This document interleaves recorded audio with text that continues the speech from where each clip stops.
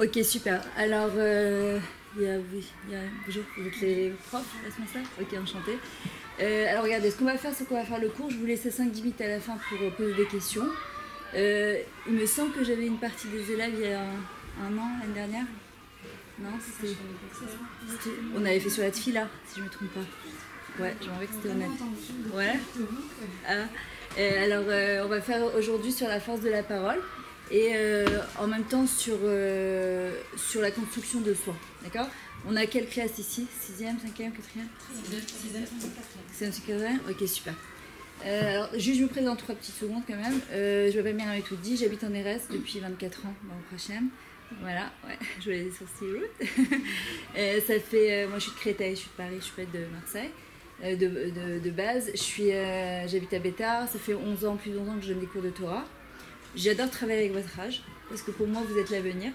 Et quand on sait vous prendre dans la racine, il y a énormément de choses à faire avec vous. Vous êtes mamash l'avenir, si on sait vraiment discuter avec vous et essayer de comprendre ce qui se passe à l'intérieur de vous, on peut faire des choses incroyables. D'accord? Maintenant, moi je m'occupe beaucoup de développement personnel, entre autres, à travers la Torah. C'est d'essayer de faire passer un message de Torah très positif et pas le côté de la Torah où on est obligé de faire, puisqu'on a le libre arbitre, on est libre de choisir, de faire, de décider. Maintenant, la question qui revient toujours, c'est ben oui, mais en même temps, s'il y a un Guéhinom et s'il y a un Gan Eden, en même temps, on n'est pas vraiment libre de décider, parce qu'on a tous envie d'aller au Gan Eden, on n'a pas du tout envie d'aller au Guéhinom. Et à Kadosh Baruch Hu, en fait, ce qui veut nous faire passer comme message, c'est que la plus belle chose qu'un homme il peut faire sur Terre, c'est de choisir. D'accord? Personne, c'est-à-dire tout vient à Kadosh Baruch Hu, tout sans exception. La seule chose qui nous appartient, c'est ce qu'on appelle la Yirat Shamem. C'est quoi la crainte du ciel? C'est pas j'ai peur d'Akadosh Baruch Hu, et là la conscience et la prise de décision que je vais avoir face à un événement. Je vais donner un exemple. Quelque chose qui arrive, d'accord? Ce qu'on appelle en hébreu le moussak et la notion de Efrat. C'est quoi Efrat? Iroa, Parshanu, Dregaj, Dgouva. Il y a un événement qui se passe et qui est complètement indépendant de notre volonté. D'accord? Ça, on peut rien faire. C'est Hachem qui les envoie. Quelqu'un qui va t'insulter, quelqu'un qui va te mal te parler, un prof qui va te punir et que tu dis c'est injuste. Vous arrivez déjà des trucs comme ça? Non, pas du tout, jamais. C'est injuste, c'est pas pourquoi ça arrive comme ça, etc.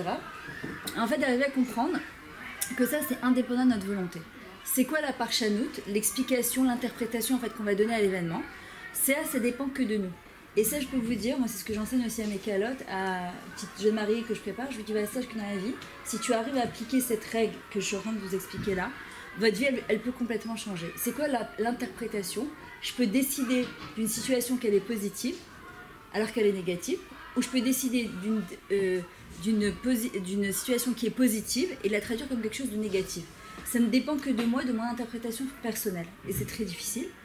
Parce que, a priori, on a des instincts, on a des pulsions, et on va en général réagir au quart de tour tout de suite en disant oui, mais elle m'a parlé, oui, elle m'a puni, elle est injuste dans ses comportements, alors qu'en vrai, si j'arrivais à comprendre que si je choisissais, c'est un choix, de voir les choses, c'est quoi la donnée Kalsroud, de juger favorablement une personne, c'est-à-dire que je m'oblige en fait à avoir le côté positif de la situation. En général, qu'est-ce qu'on dit? Pourquoi ça m'arrive? Comment on dit pourquoi en hébreu? La main. En gros, on dit la main rakshua goïm. C'est les goïm qui disent pourquoi on remet tout le temps tout en question. Nous, qu'est-ce qu'on dit? Les mains. C'est quoi les mains? Les mains. À quoi tu veux me faire arriver? C'est-à-dire que maintenant, il y a une situation. De dire pourquoi, d'accuser ses parents, d'accuser ses profs, d'accuser ses copines. Est-ce que ça me change quelque chose à ma vie? Non. C'est qu'est-ce que je fais avec cette situation? Comment je vais l'interpréter de manière assez positive pour que la chose, elle devienne positive. En fonction de l'interprétation que je vais donner, mon émotion, elle va être positive ou négative, et ma réaction, forcément, elle est positive ou négative. Si je juge mal une personne, forcément, qu'est-ce qui va se passer à l'intérieur? Elle a fait exprès, elle est injuste. Cette prof, elle m'aime pas, ma mère, elle m'aime pas, mon père, il m'aime pas, ma soeur, elle est comme ça. Qu'est-ce qui se passe? Je juge mal, émotion négative, réaction négative. Si j'arrive à comprendre que la Yirat Shamayim, la crainte du ciel, c'est que quand Hachem m'envoie des choses, le seul but, c'est de grandir. Son seul but, c'est pas de me punir. Il m'attend pas avec un bâton dans la main à chaque coin de rue pour me taper dessus, ma machlo. Et là, c'est juste pour me faire grandir. Si j'arrive à comprendre cette chose-là, je peux vous assurer que votre vie, elle va changer, Bezrat Hashem. Pourquoi? Parce que s'obliger au début, c'est comme vous savez, quand on va au sport, au début, on est complètement courbaturé parce qu'on n'a pas l'habitude. D'accord? Au début, tu t'obliges à penser d'une manière différente. À partir du moment où tu as compris comment ça marchait, tu rebondis beaucoup plus rapidement et tu vis de manière beaucoup plus zen. T'es beaucoup plus cool, t'es beaucoup plus calme, tu t'énerves beaucoup moins, tu juges beaucoup mieux les gens. Je vous racontais une histoire qui m'était arrivée avec mon mari à l'époque. On avait un restaurant et un jour on allait dans un mariage et donc il s'arrête 3 secondes au restaurant, il me dit 2 secondes je passe, je prends quelque chose et je reviens. Et moi je voulais qu'il me fasse un café au lait. Maintenant c'était les grosses machines à café, je dis je vais pas lui prendre la tête, vas-y rallume la machine. J'ai dit laisse tomber, et je le vois sortir du restaurant avec un café au lait dans la main et le boire. C'est quoi la première réaction d'une femme a priori? Bah t'es un blata quoi, tu peux pas me proposer, tu me demandes pas si moi j'ai envie d'un café au lait. Hachem la vérité il m'a fait un cadeau, c'est que bah au Hachem j'ai de la étape coûte, j'ai de la retenue, je me dis ok tu vas lui dire ça, tu vas gâcher ta soirée bêtement, ça va changer quoi? Je me suis dit demain prends ton café au lait, peut-être tu le juges favorablement, peut-être il s'est dit que t'étais bassari, que tu voulais pas te bourrer avant un mariage, puis un homme c'est comme ça, il a pas pensé, il a fait son truc, il est ressorti. J'ai rien dit, il est monté dans la voiture, il me dit tiens je l'ai goûté, il est comme tu l'aimes. En fait, ce café au lait, il avait fait pour moi. Maintenant, imaginez, je m'étais énervée, tout de suite. En général, c'est la réaction première qu'on a, c'est qu'on tombe sur la personne, sans même prendre du recul, et lui dire « Pourquoi tu m'as pas dit que vous êtes sortis hier soir entre copines? Pourquoi tu m'as pas invité? Pourquoi ?» En général, c'est les premières réactions qu'on a. Et en vrai, Akadosh Baruch Hu, il nous invite en fait à réfléchir. On n'est pas, nous on est des êtres humains. Un être humain, il a cette capacité de penser avec sa tête et de contrôler sa bouche. Vous savez comment on dit une belle femme en hébreu? Bon, votre attachant pour la grande Israël, vous allez l'entendre soit Yefefia. C'est quoi Yefefia? Yafa Pia. C'est sa bouche qui est belle. Elle est où la beauté d'une personne? Elle est dans sa bouche. Si je vous donnais tous les matins 86 400 € dans votre compte en banque et vous avez 24 heures pour les utiliser tous les jours quand vous vous levez, qu'est-ce que vous feriez avec? Hein? Des habits? Bon, en général, ce qu'elle m'a dit ma fille la dernière fois, je lui ai dit on va avoir un petit problème parce qu'après il va falloir acheter une maison pour contenir tous les habits. Parce que si tous les jours tu achètes des habits pour 86 400 €, des chaussures. Alors en général, c'est ce qui se passe, c'est que tout de suite tu te dis qu'est-ce que je peux acheter que je peux pas me permettre d'acheter aujourd'hui et que je vais pouvoir kiffer. Vous savez que tous les matins quand on se lève et qu'on dit Modani, Akadosh Baruch Hu, il nous donne 86 400 secondes de vie tous les jours. On doit se poser la question, qu'est-ce que je fais avec ça? Est-ce que je subis ma vie, je continue à vivre, je me lève, je vais à l'école, je fais... Ou bien, je peux prendre ces 86 400 secondes tous les jours et faire des choses extraordinaires. Vous savez, les gens qui ont réussi dans leur vie, que ce soit spirituellement, matériellement, physiquement, ce sont des gens qui ont su prendre chaque seconde de leur vie et en faire un cadeau. Et s'en servir comme un tremplin pour faire des choses extraordinaires. Vous savez, pour nous, on a l'impression que par exemple, faire une mitzvah, ça passe par quoi par exemple? Donnez-moi l'exemple d'une super mitzvah que vous allez vous dire, ouais, si j'ai fait ça, je suis quelqu'un d'incroyable. C'est d'accord. De manière directe ou indirecte? Indirect ou direct, c'est-à-dire, est-ce que vous savez que par exemple, sourire à votre copine le matin quand vous arrivez, vous savez que c'est beaucoup plus grand que donner la tzedaka? On dit qu'il y a plusieurs manières de faire du chesed, d'aider une personne. Tu peux l'aider de manière matérielle, spirituelle, tu peux l'aider de manière physique, mais faire un sourire à quelqu'un, c'est le plus grand, par exemple, c'est une mitzvah qui est énorme. On n'a pas l'impression parce qu'on dit, bon, qu'est-ce que j'ai fait? J'ai dit Bokertav à quelqu'un, je lui ai dit bonjour. Alors il y a deux manières de faire. Il y a parfois, vous savez, les filles dans la classe, les petites jeunes qui rentrent dans la classe, et en général qui font un bumchen comme ça. Et tu dis ça, elle est toujours en train de faire la tête, elle peut pas décrocher un sourire, c'est pas possible. Ou il y a une autre manière comment dire, de s'approcher de la fille, en allant la voir et de la juger favorablement en se disant que peut-être si cette fille elle sourit pas beaucoup, moi je sais pas ce qui se passe dans sa maison à l'intérieur de chez elle. C'est parfois vous voyez les gens extérieurement, on a l'impression qu'ils sont au top, que leurs parents ils sont au top, que leurs familles elles sont au top. J'imagine que vous dites souvent ça aussi à vos parents. Pourquoi la mère de un tel, elle lui permet tout et que moi tu me permets jamais rien? Pourquoi ses parents ils sont beaucoup plus cool et beaucoup plus sympas et toi t'es toujours t'es du vieux temps, toi tu comprends rien, t'es pas assez moderne, d'accord? Alors vous savez ce qu'on dit, la pelouse du voisin elle est toujours plus verte, sauf qu'aujourd'hui les pelouses elles sont synthétiques. Ce que tu vois de l'extérieur ne te suffit pas du tout, c'est pas toujours ce qu'il y a à l'intérieur. Si on est mamine qu'Akadosh Baruch Hu il nous a donné exactement ce qu'il fallait comme parents, même si parfois on comprend pas, on le comprend qu'en grandissant, si on est mamie cachée nous a donné exactement ce qu'on a besoin pour construire, pour aller de l'avant, alors on prendra les choses de manière différente. Si on veut être heureux, si on veut être bien, si on veut apprendre à sourire, déjà il faut marquer Mizo Hachir, Asamar Bechelko, c'est qui nous riche, c'est celui qui est heureux de son sort. D'accord? C'est quoi Hachir? En hébreu, Ain, Shin, Yud, Resh. Ain, c'est Enaim, c'est d'avoir des yeux. D'accord? Shin, Shinaim, des dents. Yud, des mains. Et Resh, Raglaim, c'est des pieds. Celui qui est riche, déjà, c'est celui qui entend, qui voit, qui respire, qui peut fonctionner, qui peut marcher. Qu'est-ce que c'est de pouvoir aller à l'école, entendre, comprendre? Je suis en train de vous parler, vous m'écoutez. Le son, il passe à l'intérieur de vous. Vous êtes en train d'entendre ce que je vous dis, d'essayer de comprendre, d'intégrer.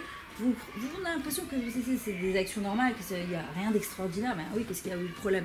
Non. Si on avait un peu de conscience, de recul par rapport à la situation, de reconnaissance par rapport à Hachem, par rapport à ce qu'il nous est, on serait complètement différente. C'est pour ça que je vous dis parfois, une mitzvah comme sourire à l'autre, parfois ça vaut beaucoup plus que de donner de la tzedaka. C'est très grand de donner la tzedaka, mais sourire à l'autre, pourquoi? Parce que ce qui va nous créer notre lien avec Hachem, plus que nos mitzvot personnels, parce que je peux avoir 10 kissous sur la tête. La manière dont je vais être avec vous, est-ce que je vais être dans le jugement? Est-ce que je vais sourire? Est-ce que je vais être gentil? Est-ce que je vais juger favorablement? C'est beaucoup plus que si j'ai un kissou sur la tête et qu'après ça, je parle mal, ou je juge mal, ou je regarde, je dis « Oh là là, c'est quoi ces filles? Ah, elles sont pas timides ou elles sont pas bien ?» Hachem, il dit « Attends, est-ce que parce que tu crois que tu es plus que quelqu'un d'autre, ça te permet de juger quelqu'un d'autre? Si c'est ça, il y a quelque chose que tu as raté dans ta Torah. La Torah, c'est une Torah Traim, c'est une Torah de vie. La Torah, c'est pas une religion. La Torah, elle nous donne les moyens de devenir, d'arriver à une certaine sérénité intérieure, à une compréhension intérieure de qui on est, qu'est-ce qu'on doit devenir. On peut se dire qu'on est une parmi tant d'autres, mais on n'est pas une parmi tant d'autres. On est une, Yachid ou Meyuchad. On est unique au monde. On doit se le dire. Non, je ne dois pas me dire que je suis unique au monde pour écraser l'autre, me dire ah, moi je suis Mira Metoudi. Pas du tout. Je suis unique au monde parce que j'ai quelque chose de plus à amener dans ce monde. Je travaille beaucoup avec des gens en coaching personnel, en développement personnel. Vous savez, c'est quoi le plus gros problème en général chez les gens? C'est le manque de confiance en soi. Qui, honnêtement, ici, a confiance en elle? Personne? Vous avez pas confiance en vous? Personne. Hein? Est-ce que tu te sens bien avec toi? Est-ce que tu es bien dans tes études, t'es bien dans ta tête, t'es bien dans ton corps? Est-ce que t'es pas du style à te comparer? Non, aucune. Un petit peu. Ça me rassure. Bon, vous êtes... De quoi? Un petit peu? Ok. Alors, vous savez que par exemple, la confiance en soi, c'est la base pour réussir son couple, sa vie, ses études. Qu'est-ce qui fait que souvent on n'a pas confiance en soi? En général, c'est qu'on se compare. On se compare par rapport à l'autre. On ne doit pas se comparer. On est ce qu'on est. Et Hachem, vous savez, à Saint-Valentin, il ne va pas nous demander pourquoi tu n'as pas été Moshe Rabbeinu ou Rachel Imenu. Il va me dire, est-ce que tu as été Miriam Metoudi? Avec ce que je t'ai donné comme capacité, est-ce que tu as donné le maximum de toi-même? Et en vrai, il y a une chose qui est très importante, c'est d'arriver à comprendre. Quand je me lève le matin et que je dis Modani, de comprendre que si Hachem il me remet sur terre, là, encore aujourd'hui, encore demain, et encore après-demain, comme je vous ai dit, nous donne 86 400 secondes tous les jours en cadeau, d'arriver à comprendre c'est que j'ai quelque chose à apporter dans ce monde qui est différent des autres. Vous savez, vous êtes à un âge qui est un petit peu... on se construit, on se cherche, on se compare. Il y a beaucoup parfois de concurrence entre les copines, on regarde comment on s'habille, on regarde... souvent dans les écoles en Israël, par exemple, il y a l'uniforme. Pourquoi? Parce que justement, ils ne veulent pas qu'il y ait de différence entre les jeunes filles. Alors c'est vrai que parfois, les filles, elles n'aiment pas trop, mais en même temps, c'est pas plus mal parce qu'il n'y a pas le matin 3 heures devant la glace en train d'essayer de se demander comment on va s'habiller aujourd'hui. D'accord? Mais d'arriver à comprendre que vous êtes unique au monde. Il n'y a pas une deuxième qui vous ressemble, même si vous aviez une sœur jumelle. Vous avez quelque chose de plus à amener dans ce monde. Et pourquoi c'est important de le savoir? Pour ne pas faire comme tout le monde. On ne doit pas se mettre en marge des autres pour se dire ah moi je... Non, c'est pas ça le but, pas du tout. C'est on ne doit pas faire comme les autres. Le Rav Wolbe disait si vous voulez être des filles heureuses bien dans votre vie, vous ne devez pas être comme tout le monde. C'est quoi la chose la plus dure à votre âge? C'est que justement vous se confondez dans la masse. Justement, on veut faire exactement comme tout le monde. Mais si vous voulez être bien et d'arriver à comprendre que je ne suis pas obligée de faire comme tout le monde, vous allez voir que votre vie elle sera différente. Maintenant, il y a une autre chose que j'aurais vous parler avec vous, c'est la force de la parole. L'importance des mots. Comment ça se dit en hébreu un mot? Hein? Ouais, Mila. Vous savez, quand on parle de Brit Mila, en général, on pense à un petit garçon à 8 jours qu'on va lui faire la Brit Mila. Ok? C'est pas ça la Brit Mila. Brit, c'est l'alliance qu'on fait par la parole. C'est quoi Mila? C'est les mêmes lettres que Yahalom. C'est quoi Yahalom? Un diamant. Un diamant. C'est-à-dire que chaque chose qu'on sort de notre bouche, ça doit être comme un diamant. Vous savez qu'avec un mot, avec la parole, Hachem, il a créé le monde. Avec la parole, Hachem, il a détruit le monde quand il a dit à Noah, je vais amener le Maboul sur la terre. C'est avec la parole qu'il a détruit le monde. Vous savez qu'avec la parole, vous pouvez redonner la vie à quelqu'un. Vous pouvez sauver une personne sur terre, juste avec un mot gentil. Je sais pas comment on dit ça, si vous avez ce phénomène dans les classes. Nous, ce qu'on appelle en Israël, c'est Malkat Akita. C'est la meneuse de la classe. Vous avez aussi un petit peu ça dans votre... Non? Non? Vous n'avez pas? Bon, bah au prochain, tant mieux. On n'a pas besoin d'avoir ça. La meneuse de la classe, il faut faire tout ce que la meneuse, elle dit, et c'est elle qui gère, et c'est elle qui... Aujourd'hui, il faut faire très attention, parce qu'avec tous les réseaux sociaux, les WhatsApp, les Instagram, les Facebook, ce qui se passe souvent, c'est que parfois, avec un mot, on peut redonner la vie à quelqu'un, et avec un mot, on peut détruire la vie d'une personne. Pour rigoler, hein, juste pour rigoler. Je me dis, qu'est-ce que j'ai pas dit quelque chose de très incroyable. Le Rav Pinkus de Chonaz avec Luracha, il raconte qu'un jour, il y avait un Rosh Yeshiva qui habite en Australie, qui invite un autre Rosh Yeshiva qui habite en Israël pour le mariage de sa fille, avec le billet d'avion en Australie. Le Rosh Yeshiva, il dit, c'est bizarre, je ne l'ai pas vu depuis je ne sais pas combien d'années, et pourquoi il m'inviterait à son mariage? Ça faisait au moins 25 ans qu'il s'était perdu de vue. Donc il l'appelle, il lui dit Mazal Tov, merci beaucoup pour l'invitation, mais je voudrais que tu m'expliques pourquoi tu m'as invité, c'est quoi le but? Et il lui dit, tu sais, il y a 25 ans, on était ensemble à Mir à Ponyovic, la yeshiva, c'est des 5-6 000 élèves, je sais pas si vous imaginez. C'est pas des petites classes de... Pas du tout, c'est 5-6 000 élèves. Donc où tu te trouves, où tu es complètement paumé.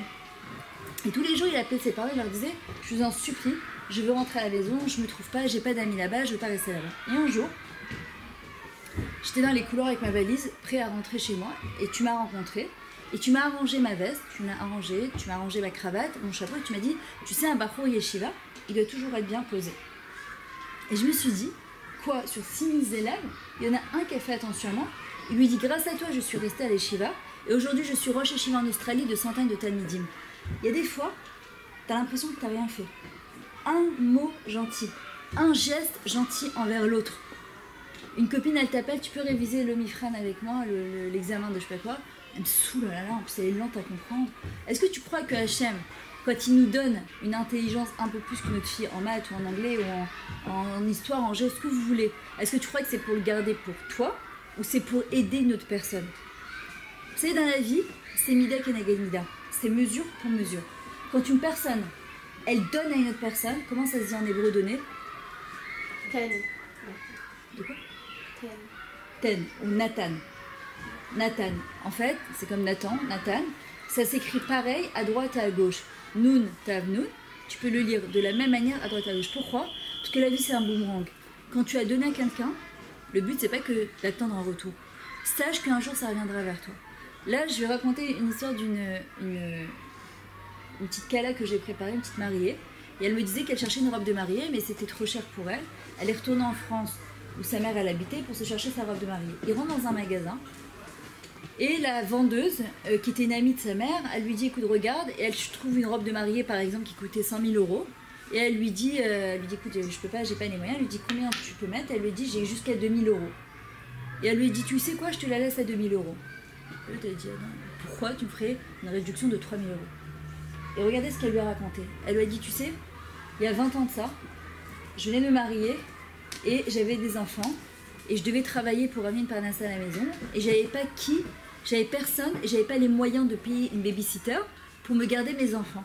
Et ta mère, je parle ça il y a 20 ans, et ta mère, elle s'est proposée gratuitement, pendant 2 ans, elle m'a gardé mes enfants pour que je puisse travailler.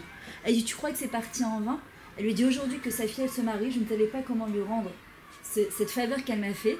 Tu viens aujourd'hui pour choisir ta robe de mariée la seule chose que je peux faire, que au moins je peux rendre, eh ben, c'est de te la donner au prix que toi tu peux la payer. Je sais pas si vous imaginez comme à Akadosh Baruch Hu, chaque petite bonne action qu'on fait, tu vas prendre de ton temps au lieu de regarder un truc sur un portable ou encore une série ou encore je sais pas quoi, et tu vas prendre cette demi-heure ou cette heure pour aider une amie à toi, tu crois que c'est parti en vain? Jamais. Ce que tu as investi aujourd'hui, tu le retrouveras demain. En général, on dit tu ne récoltes que ce qu'on... On l'écrit S-E-M-E. Moi, je l'écris différemment, c'est S'-A-I-M-E. C'est-à-dire que si, quand tu sèmes, quand tu aimes, tu as semé, un jour, tu récolteras. Il n'y a rien qui part en vain. Il n'y a rien. Chez Akadosh Baruch Hu, tout est calculé, tout est compté. Donc, chaque petit sourire que tu as à faire, chaque chose que tu as à faire, ça partira pas en vain. Il n'y a pas plus que la hardoute, l'unicité. Et en général, Akadosh Baruch Hu, il nous met sur notre chemin. Regardez, pourquoi vous retrouvez vous à Marseille? Pourquoi vous êtes vous à Marseille? Pourquoi moi j'habite en Israël? Pourquoi moi j'ai grandi à Créteil? Pourquoi il y en a qui sont à Paris? Il y en a qui sont aux États-Unis? Pourquoi Akadosh Baruch Hu, il a fait que telle personne, elle naisse dans telle communauté avec tel parent? Vous croyez que c'est Stam? Pas du tout. Parce que chaque personne que vous rencontrez sur votre chemin, c'est une opportunité pour vous de grandir. Il y a 7 milliards d'êtres humains sur Terre. On ne rencontrera pas ces 7 milliards d'êtres humains sur Terre et en plus ça ne nous sert à rien. Par contre, chaque rencontre qu'on peut faire dans notre vie, elle n'est pas pour rien. Chaque personne qu'on va rencontrer dans notre vie, elle va nous permettre de grandir. Tu peux te dire, ah qu'est-ce qu'elle me saoule cette prof. Tu peux te dire, qu'est-ce qu'elle me saoule cette copine. Ou bien te dire, écoute, si Hachem m'a mis sur mon chemin, c'est pas pour rien. C'est que j'ai un travail de midot à faire. La chose la plus facile, c'est de jeter la personne ou de s'éloigner d'une personne. Je dis pas qu'on est obligé de fréquenter tout le monde. Il y a des gens avec qui parfois on se... Voilà, exactement, et c'est pas grave. On n'est pas obligé de mal penser d'elle ou de mal parler d'elle. Et des gens, il n'y a pas d'affinité, c'est pas grave. Mais il faut savoir qu'on doit au moins essayer. Au moins essayer. Vous savez, c'est qui les premières personnes qui vont bénéficier du fait de regarder positivement? C'est qui? C'est vous. C'est vous. Pourquoi? Parce que quand tu regardes positivement une personne, forcément, eh ben, toi t'es bien. Vous savez, quand on dit, Rabbi Nachman il dit mitzvah gedola liot besimcha tamid. C'est quoi besimcha? Marshava. Ça commence par où? Le regard positif. Ici. Pourquoi David Amelech il dit Mizeu haish echafetz chaim oev yamim lir otov? Quel est l'homme